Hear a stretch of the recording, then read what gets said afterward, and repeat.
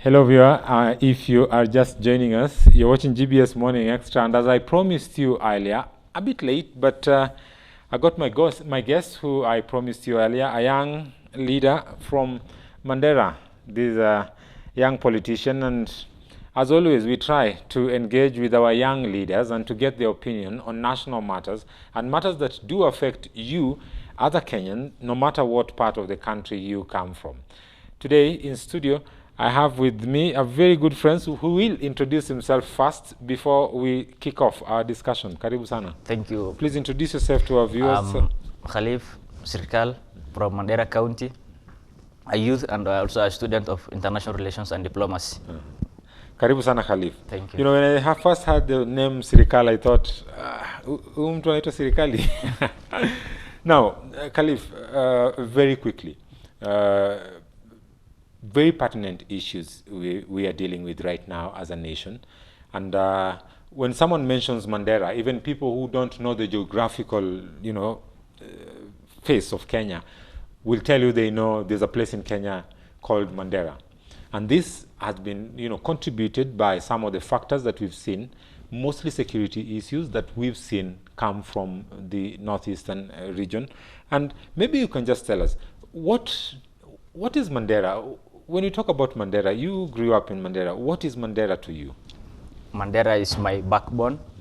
Mandera is a border county. It borders Ethiopia, Somalia, and it's in Kenya. That means that is a very blossom town. But the fact that we are bordering Somalia, over the years it has been characterized by insecurity. Yes. Which has led to the education crisis, the health crisis, and as people from Mandera, I think it's high time we had a discussion on what is good for us so that we protect and prosper as a county. Recently, something that could not be hidden from the media, we saw 11 members of parliament from the northeastern region travel to Somalia. When they came back, actually they were briefly arrested and detained by police, questioned, and then later on released. The allegations that the police laid against them was that they traveled out of the country without the consent of the National Assembly. As members of parliament, they have to be cleared by the National Assembly. This speaker has, to have information that they've left the country. But in this case, they left the country. The National Assembly denied having any knowledge of them traveling. But then upon their return, during the press conference, one of them says, hey, even the President of the Republic of Kenya is fully aware that we left the country and we are going to address issues of Mandera, of the region. What are these issues of the region that they were going to address, and who did they meet? Thank you. First, maybe their travel was not made public due to the factor of national security. All right. It was a security issue. It was a security issue. And the 11 MPs come from the border constituencies of northern Kenya. All right. That means they are the ones who have knowledge, they are the ones who understand the real issue on the ground. Yes. And since they speak the same language with the Somali administration, it was evident and important that they travel and have a discussion with them, since they are the ones who understand the real issue on the ground. And therefore, I don't think why it becomes an issue when some MPs from northern Kenya travel to Somalia, yet some MPs from northern Kenya regularly travel to Somalia without any question. Or does it mean that there are some who are not allowed, or there are some who are allowed? There's something you told me during, before we started the show, that, some of these places, when you're young, you used to play football on the other side of Somalia and come back on the other side of Kenya, meaning there are families, there are friends, and tradings also. Like you mentioned, some of the children come to our schools and so on and so forth. The Mandera, as I told you, the Mandera is a cosmopolitan town and county. Yes. Meaning that before the onset of the insecurity and civil war, the border town of Mandera, which is Beledha, where the war broke out last time, they had even strong health system, such that even Kenyans from Mandera were crossing to get treated in that town. But when the insecurity issue arose, the border security was tightened. There was some connections were lost, but still, once a constituency or a town is in a border, that means we have people have direct contact with them. Yes. They have businesses operating from the border. Sure. I don't think the security issue was the only hindrance to that interconnection, but still it is going on, and we hope we restore relations within the country and solve the security issue. There are allegations that these leaders, of course, according to their press statement, they told the media that they went there at full knowledge of the President of the Republic of Kenya, His Excellency Uhuru Muigai Kenyatta, and met with his Somali counterpart. But then there are allegations that they met with some top, spy chief in Somalia, and ironically, upon their return, we saw, I think, an attack just a day after they returned from Somalia. Thank you. Yeah, first, before they went, the president gave them an assignment. Mm-hmm. The assignment was go and solve or discuss the problem in Northeastern. All right. So, since they are the locals, they are those who understand the real issue of the ground well, they had to take that initiative. Right. Because there's education crisis in Northeastern. There are no teachers. Sure. Our students are being taught by untrained teachers. Some even don't go to school because of the insecurity issue, which is not we are Kenyans. Sure. We are not lesser Kenyans. And you have the right to education. We have the right to education. We have the right we are not lesser Kenyans, meaning that since we have leaders, they have the right to information. They have the right to seek information and know why so and so is happening under their watch. Sure. So I don't think them going to meet that president, or it's alleged that they met, but nobody can really tell, because there hasn't been an official statement from State House. Them. And once it's a matter of national security, it will not always be in the public domain. But then when you look at this, there are claims, and during the press conference, one of the MPs actually said it plainly, that the Kenyan government is harboring fugitives from Jubaland, and Jubaland is, according to them, a rogue state or a rogue administration, and it's at war with Ethiopia. It's at war with the Somali government, and Kenyans are harboring them. Are we looking at the case of South Sudan being repeated on the case of Jubaland with Kenya? Thank you. That's a tragedy. I think that's a mistake the Kenyan government did, if at all. It's alleged that they were harboring Abdirashid Janan, former security minister, Jubaland administration. Yes. And that Janan, or that guy, has committed serious crimes while in office in Somalia. Yes. He's even wanted by Amnesty International for crimes against humanity, for crimes he committed. And under international law, you are not allowed to harbor such a fugitive. In fact, they were to hand it over to the Somali administration. But we are a country, and as a country, we have our own interest. Maybe our interest was to harbor that guy, but as a youth from Mandera, our people are not supposed to get humiliated and stray bullets because of a single person who is not even a Kenyan. Sure. Lives of Mandera citizens matter, because the war was brought to our front line, to our borderline, to our county. Any bullet that comes from Beledhow goes direct to Mandera town. Sure. That's how close Mandera is to that town which the war broke out. Therefore, and we will not accept, as youth from Mandera County, we will not accept our people to get killed or sacrificed under the presence or under the views of someone who committed serious crimes, and in fact is not a Kenyan. Yes. The lives of Mandera people matter. Why should the government of Kenya protect him? That is the interest of the state, which we cannot understand or cannot be in the public domain, but to the interest of Mandera people, to the interest of Kenya, we as citizens of Mandera, we need peace. That means the Kenyan government should find another way to harbor that guy, or even hand him over to the Amnesty International. I'm looking at these pictures here, and these are pictures from the ground, and you can see the fighting going on the other side of the border, but people on this side of the border actually are completely I mean, those are allegedly pictures from the incident that happened the other day, and that's how serious it is. Yeah, that's how serious it is. If those who were born in Mandera in the year 2011, I think there was also a confrontation in the same Belet House. Yeah. And we knew, and we even had deaths on the Kenyan Mandera town. Stray bullets coming direct from the fighting on the other side. Yeah, that's how close those two towns are.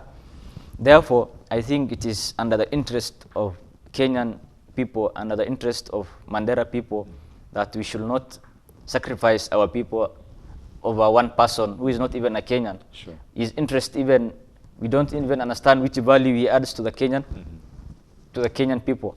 So I think that guy, that fugitive, that once a person commits crimes against humanity, that person becomes an enemy of people, sure, an enemy of mankind. And therefore, as Kenya, we have constitution, we respect, and we should uphold the international law, and we should therefore do the necessary, which is handing him over, or even detaining him in Kenya. But why should he be in Mandera? That's the first question. Making it public that he is detained in Kenya. Yeah, that is.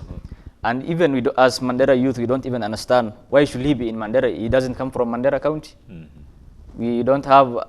He's not been tried in Mandera County. Why should he be roaming in Mandera? Yet after on that day, even you could see, we had the Jubaland Forces Regional Force Administration roaming over in Mandera streets. On Kenyan soil. On Kenyan soil. That means we have a country, we have That's rules. a breach of our sovereignty. That's a breach of our sovereignty. As long as we support them and we are for Jubaland administration, or the government is for Jubaland administration, doesn't mean that we breach our sovereignty. I think that was a total failure from, as a Kenyan youth, as a Mandera youth, I felt low on that. And I think as we will not allow it to happen again. Now, Khalif, as a student of international relations, the tendency or there've always been claims that Kenya harbors, it's not the first time. We're not just talking about South Sudan. We're not just talking about Jubaland.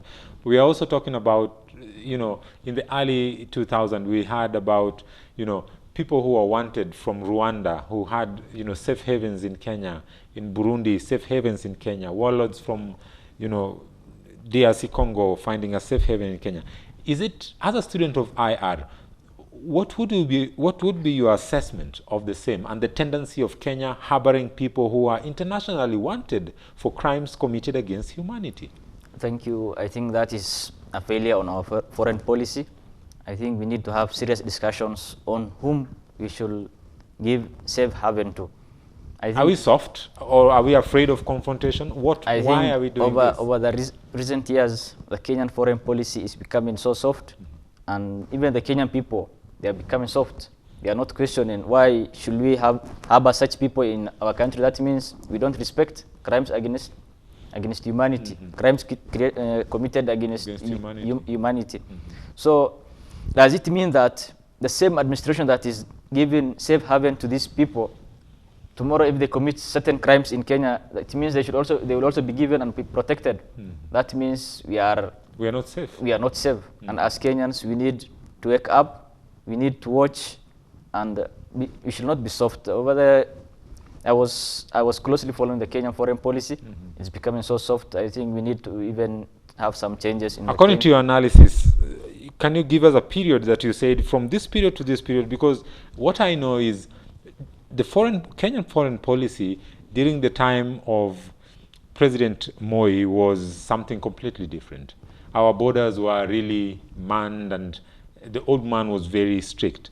Come the Kibaki era, that's when we realized, that's when we actually started dealing with issues to do with piracy and so on and so forth. But Kibaki took the war to Somalia. Somalia. Yeah, I think from the time we took our soldiers to Somalia, to the front line, is when we started some little changes in our Kenya's foreign policy. But it's never too late. We can change everything. We can reclaim and make our Kenyan foreign policy stronger again.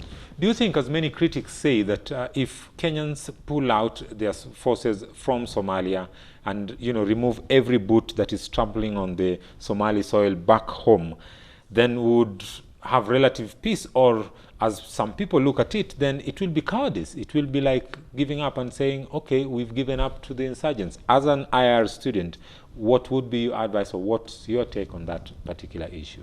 I support Kenya withdrawing its troops from Somalia. We have lost many souls. We have lost many young Kenyan soldiers in Somalia. It's not withdrawing troops. It's not cowardice. It's an act of retreatment, as for me, because the Kenyan border is very porous along the northern Kenya. We can withdraw our troops and secure our border very well, very effectively and efficiently. So instead of having our troops on the other side, let's have them on this side and secure our borders. Yeah, we should not be having our troops inside, deep down in Somalia, while our border is very porous. As far as Kismayo. As far as Kismayo, we can in Mandera, in Wajir, in Garissa, in Lamu, we can have our troops there, such that we have total.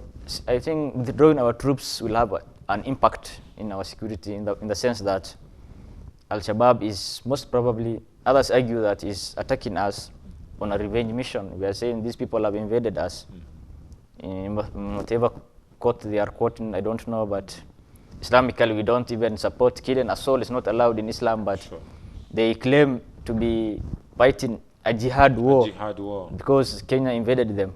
But the same Al-Shabaab are killing people every day in Somalia. They're killing Somalis. They have killed principals in Mandera. They are an enemy of people. That's what I can say. So withdrawing our troops from Somalia will have an impact, and it may solve our security question. So as we draw to a close, because I understand we have less than 5 minutes to wind up, the visit by these members of parliament to Somalia, which is a big issue, and actually it's a shame that the government has not really come out to comment about it as much as it's a security issue. But then, do you think that by them going to the other side and meeting with guys from the other side can bring relative calm? Because just a day after they visited, we still saw, attacks, and tension is still very high. I don't think it will change anything for me as a youth from Mandera County. These people have been going, or let's say we have been having those discussions. Why shouldn't we take these forums, these meetings direct to the people, ask them what's the problem?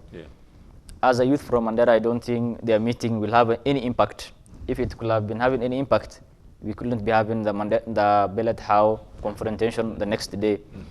So as a youth from Mandera, what I suggest is that rather than traveling to that country, I think we should harmonize and strengthen the relationship between the Kenyans, the youth in Mandera County, and our security agencies. So that they can work together. You cannot, you cannot be harassing people. You cannot be, if you want to win the trust of those people, you have to harmonize and work with them. For example, as a youth from Mandera County, if I have to travel by road from Mandera County to Nairobi, I have to go through a lot of search.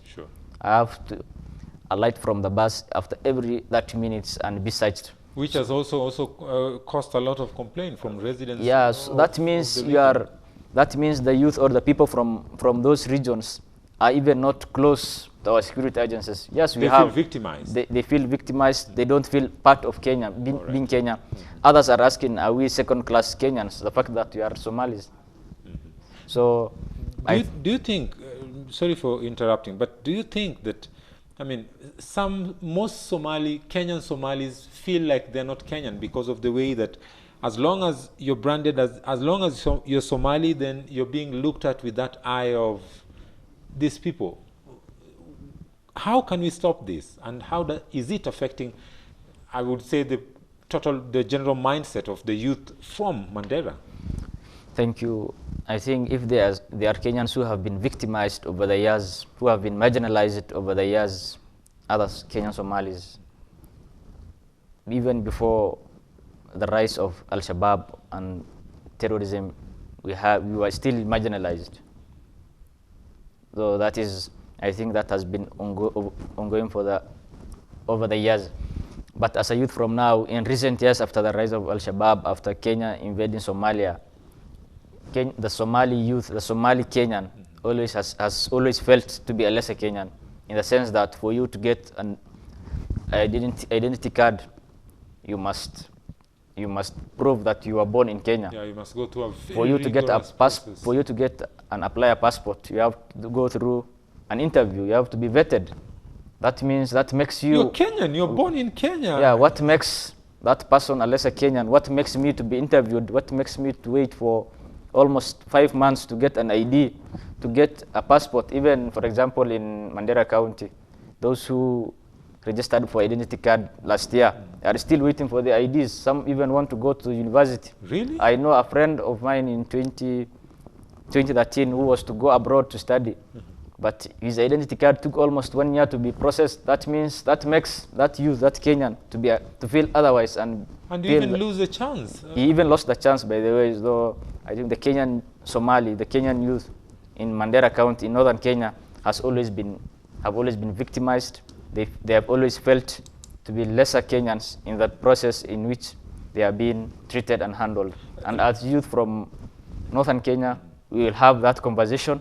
We want to know why. As long as, yeah, we understand there's a problem of security, but we are Kenyans. We are Kenyans. We were born. Yes. We never chose to be born in northern Kenya.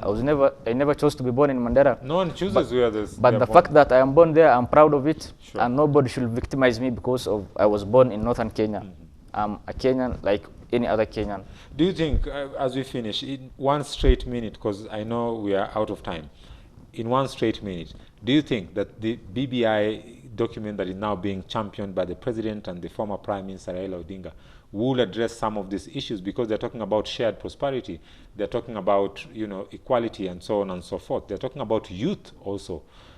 Do you think that the enactment or the passing of the BBI will bring any changes in Mandera? I saw the other day they had their BBI rally in a place and in Garissa, and leaders from the region gave out their recommendations.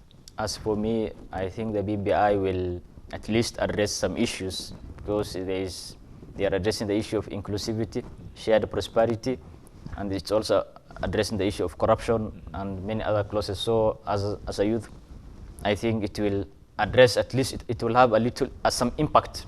Which I'm optimistic about it. It will have some impact on the youth.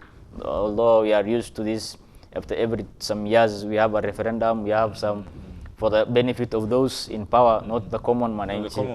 Yeah, I think it will have some impact, but not as usual. We are Kenyans, we are used to this, and it will have some impact, but not fully. But let's hope for the best. I am hopeful about that, but it's Kenya. Those who are advancing the agenda of BBI will benefit more than us. That's the common man. That's in the public domain. That is in, everybody knows that. But as Kenyans, as youth, we have no option but for our interest. I think we should be optimistic about it and hopeful that it will help us. Khalif Sirikal, thank you very much for coming. I'd really love to have you here so that we have more time and talk about these issues, because the issue of northeastern Kenya is very diverse. It's totally something that is very diverse. I would like us to talk in more detail about this, and also the bad blood by harboring the Jubaland warlords, the bad blood that is now bringing between Kenya and Ethiopia, who have been friends for a very long time. And it's a shame to see that we are escalating this to such a situation. Yeah, even the Jubaland factor. Why is Jubaland so important to us? Is it more important than the lives of Mandera people? Those are hard questions that, viewer, we are asking this morning. And if you're just joining us, you're watching GBS Morning Extra. Thank you very much for joining us. Today we had with us in studio Khalif Sirikal, and he's a youth leader from Mandera County. And we've been trying to dissect some of the issues that are happening in the region. And he's hopeful, but not very optimistic that the BBI will bring a lot of change. Yes, some change, he says, but then, as always, this kind of changes, especially in the law and policies, have always been targeting to, benefit the pushers or the advocates, who are the elite of this country. Well, for interest of time, we do bring it to a close. We can keep the conversation going through our hashtag GBS Morning Extra. Our Twitter handle is @KenyaGBS. My name is Timothy Omondi. Do have yourself a lovely day, and now pave way for my colleague Kevin Nyariki, who will be coming to you with the Sports Extra after this short break.